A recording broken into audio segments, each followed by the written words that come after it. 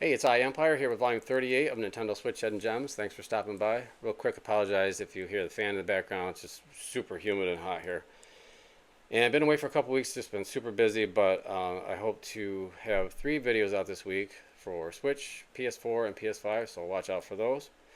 Alright, so 5 games today and one bonus game, one bonus suggestion game. And we'll start it off today with Chronicles of the Wolf. This is a really good 2D side-scrolling Metroidvania, heavily influenced by Castlevania. So if you're a fan of the Castlevania series at all, really think you'll like this game. It takes place in 1767, where there's this beast terrorizing the citizens, and an order of knights is created to deal with it.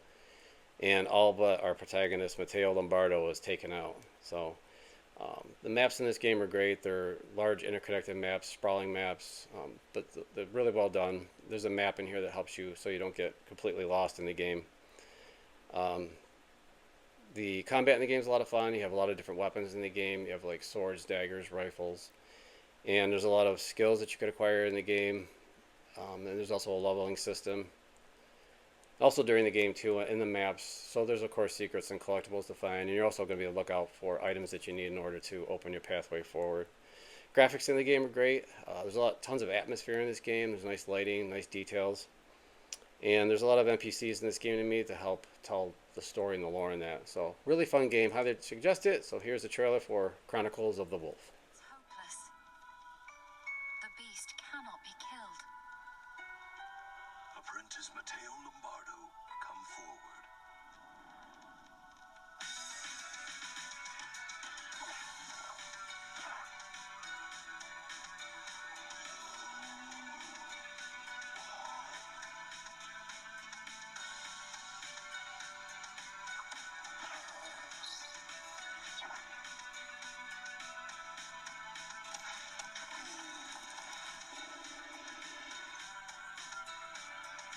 It's getting late, traveler. Beam of invincibility.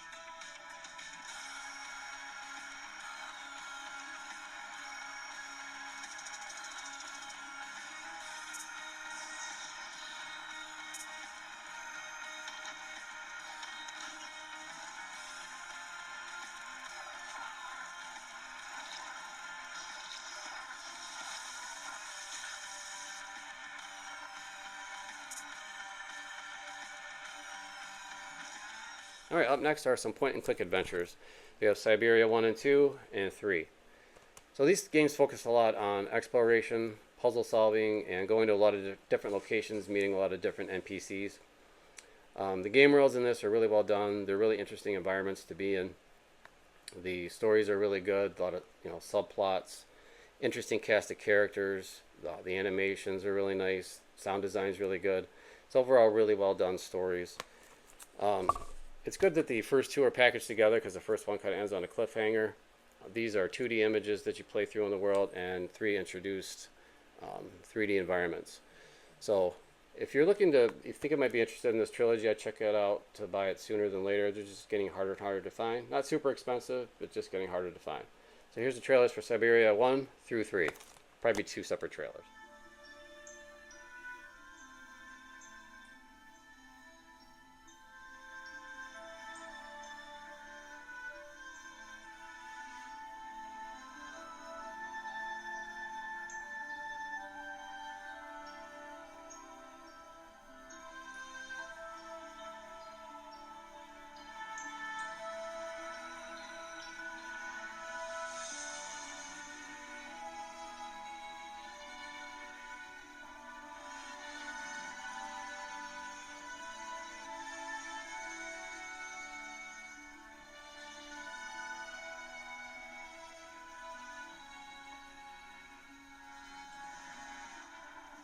A few months ago, the Yukos saved my life.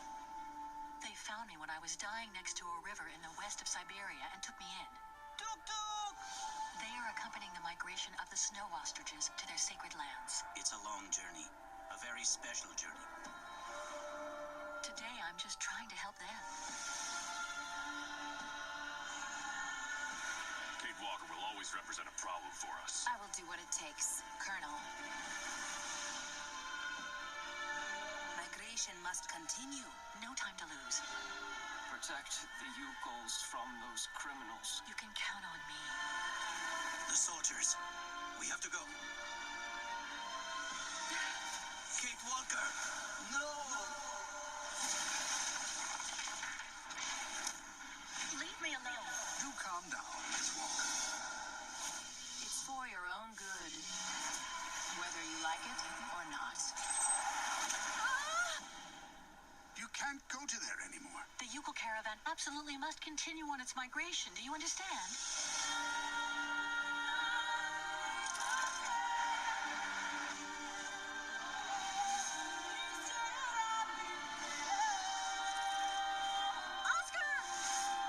Up next is Jet Cave Adventures. This is another really fun side-scrolling platformer. It gets a lot of comparisons to Donkey Kong Country because of its visual presentation and some of the gameplay mechanics.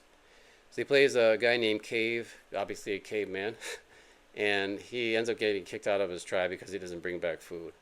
So while he's off on his own, he sees a UFO crash land, he goes to investigate, and the alien's left behind a jetpack, and he uses that throughout the adventure. Jetpack is a lot of fun to use in the game. It adds a lot of elements to the game. The jetpack can hover and dash. It's not an infinite fuel supply though, it has to recharge over time, so you can't use it constantly. Cave himself has a slingshot and a club to use in combat. The combat's a lot of fun. The platforming is also really well done, very fluid. There's vertical and horizontal sections to them. The game has a variety of enemies, bosses. There's also some good chase sections in this game, add a nice variety. Visually, real colorful. Animations are good. You got locations like caves, the jungle, and beaches. Really good-looking game. And then, you got your standard fare. You got collectibles and secrets, some side quests, but a really solid game. There's 36 levels. So let's check out the trailer for Jet Cave Adventures. A long, long time ago, the home of our ancestors was invaded by a spaceship. Dead bent on mining energy crystals, the alien threatened to kick off a volcanic eruption that would destroy the island. And the only one who could stop him was the tribe's chief named Cave.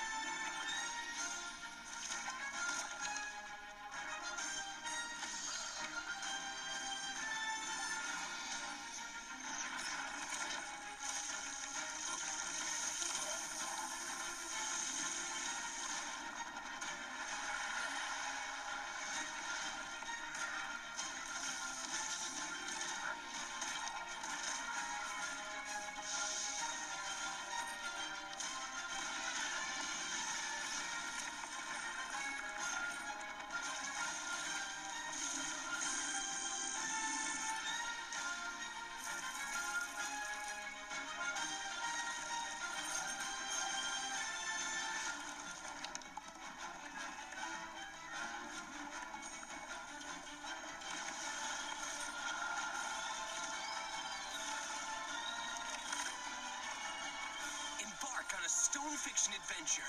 Save the island and prove your worth to the tribe. Jet Cave Adventure. Next game is called Lunark, and this is a platformer and a sci-fi platformer, and it's really a spiritual successor to Flashback, which I don't know if you know what that game is, but it was back in the Genesis days when it became popular, and it's been on various compilations throughout the years, but a really good game as well. So humanity needs to relocate, and they use the moon as a huge colony ship, and the rich live great, but the poor barely, they struggle just to survive, and it's run by an AI and enforced by robots, and you play as Leo, who is a courier, and he basically wants to find out what's really going on and what the secrets are behind what's going on. So the art design is really nice. It's hand-drawn animations. Looks really impressive with like these bright neons mixed with dark earth tones. The city has a real sci-fi feel to it, and that's reinforced with a really cool synth soundtrack that it has. The cutscenes in the game are also really good. Again, really, what's the word I want? Influenced by Flashback. You can tell I'm out of practice. I haven't done this in a couple of weeks. So Leo, it's typical platform kind of fare. He can jump, roll, dodge. He's got a laser gun. And you can get different upgrades for your abilities through the optional puzzles that you can do. They're usually environmental puzzles. So good chase scenes in this game, good boss battles, NPCs to meet in the game. It's a lot of fun, recommend it. So let's check out the trailer for Lunark.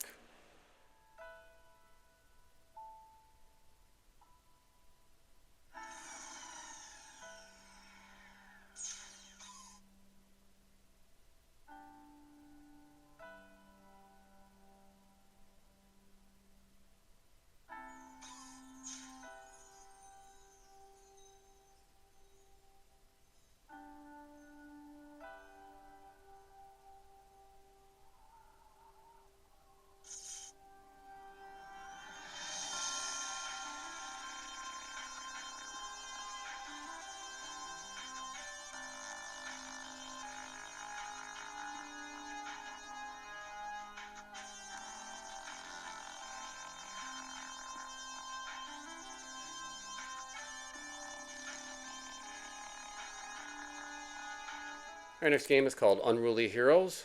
Another really fun title. So this game mixes puzzle, platforming, and hack and slash together. So the game has 4 different characters. There's a monkey, a pig, a brute, and a monk. Quite a collection, I know. But it has a good story, a lot of humor, and it's a really lighthearted game. It's inspired by a journey to the West, which was during the Ming Dynasty in the 16th century. And it's the story of these scrolls that help keep world balance and order, and it ends up getting broken, and it's up to these guys to bring it back and restore order. So all 4 different characters have their own unique skills and abilities and like special moves and that, and their own fighting styles. So you've got like ranged, melee, and magic. And you can get a lot of different skills and abilities that unlock throughout the game. You can swap these characters at any time right on the fly, so that's a lot of fun.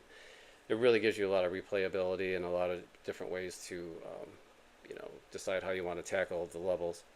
There's also keys of enlightenment that you can be on the lookout for in the game that also unlock more skills and abilities. Controls are great. A lot of these devs were involved in making a Rayman Legends, so that's a good pedigree to have behind you. So, but the game looks great. It's hand-drawn animations. It's a very colorful, vibrant game, and there's a nice variety of locations in it. So if you're looking for a good, solid action platformer / hack and slash, this is it. So here's a trailer for Unruly Heroes.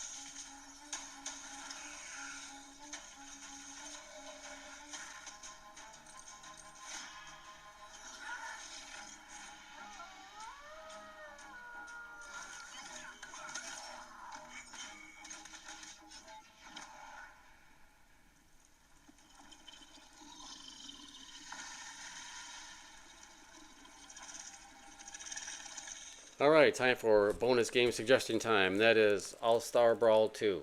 So if you're not familiar with what this is, it's a combat game in the vein of like Smash Brothers. And I think it's a pretty well-known game, but the overwhelming majority of copies that came out for this game are those useless code-in-a-box copies. So the physical version of this is getting harder and harder to find and climbing up slowly in price as time goes on. So you can find the European version a little bit easier than the North American version. So if you want the game, I suggest you get it sooner than later. So that is it for volume 38 of Nintendo Switch Hidden Gems. Thanks for watching. Hope you enjoyed the game selection. And of course, if you found any games you want to add to your collection based on this video, if you could give me a like and subscribe, I'd really appreciate it.